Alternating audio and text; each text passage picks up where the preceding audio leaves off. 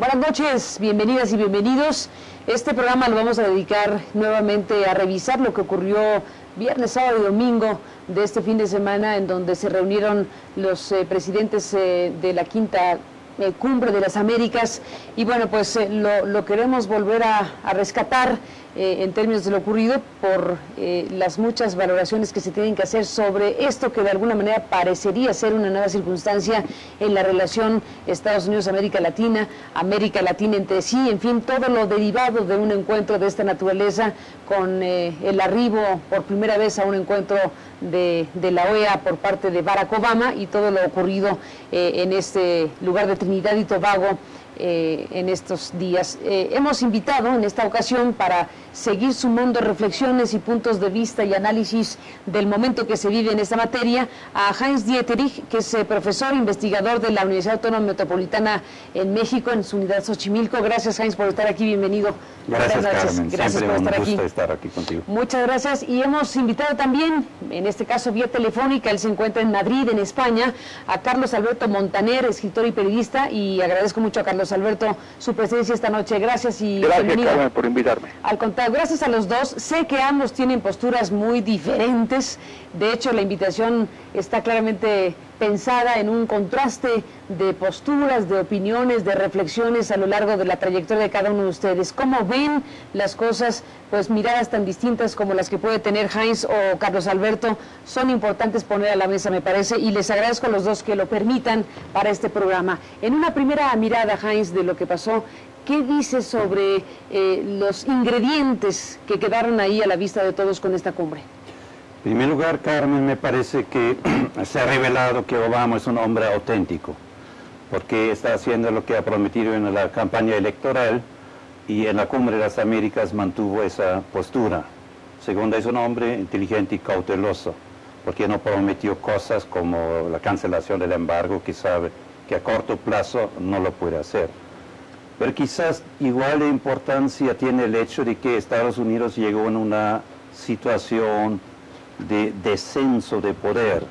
Cuando empezaron esas reuniones hemisféricas en 1889, con el primer Congreso Panamericano, hasta el día de hoy, nunca Estados Unidos había tenido esa debilidad.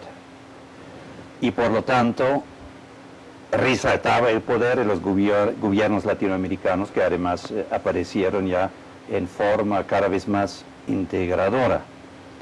Entonces, Obama tiene el difícil deber, por parte de aquellos que lo pusieron en la presidencia, de recuperar y de rescatar lo del poder imperial que 8 años de ineptitud de Cheney y Bush han dejado. Porque Estados Unidos, desde 1939, desde el llamado programa de War, Peace Studies Program, programas de guerra y paz, que son la planeación imperial desde 1939 hasta hoy, había aumentado su poder cada vez más. Y Bush y Cheney acabaron con esto. Esto tiene que ver con el ascenso del dragón chino. Entonces, entre esas dos dinámicas, la descendiente del poder estadounidense y la ascendente de China, y la integración de América Latina, realmente operaron los jefes de Estado que vimos allá. A mi juicio, allá está la raíz para explicar qué es lo que hicieron. Carlos Alberto Montaner, ¿qué balance de la cumbre tienes tú?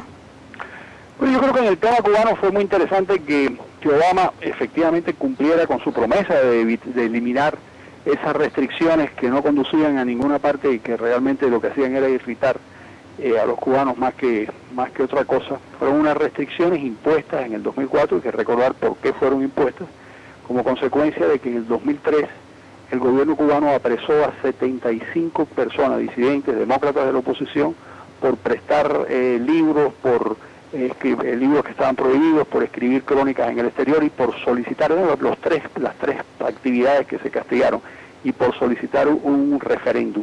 Claro, el argumento era que recibían dinero de los Estados Unidos. Realmente la idea era doble. Era, por una parte, tomar 75 rehenes prisioneros para canjearlos por los 5 espías que habían sido condenados en los Estados Unidos, y por otra, darle un golpe a la oposición, a los demócratas de la oposición. Eso ocurrió en el 2003, en el 2004, como consecuencia de eso hubo unas restricciones a los viajes de los cubanoamericanos o de los cubanos hacia la isla, y eso es lo que ha eliminado Obama, y me parece que es un paso inteligente, a lo que lamentablemente, Carmen, el gobierno cubano ha respondido no oficialmente, sino oficiosamente, a través de los portavoces del aparato policíaco cubano, como por ejemplo el señor Jorge Gómez Barata, conocido en México, ha estado radicado en México mucho tiempo, que ya ha escrito que Cuba no va a establecer ningún tipo, es decir, no va a haber ninguna medida de apertura, ni de cambio, ni van a soltar a los presos políticos, ni mucho menos, que Estados Unidos tiene que hacer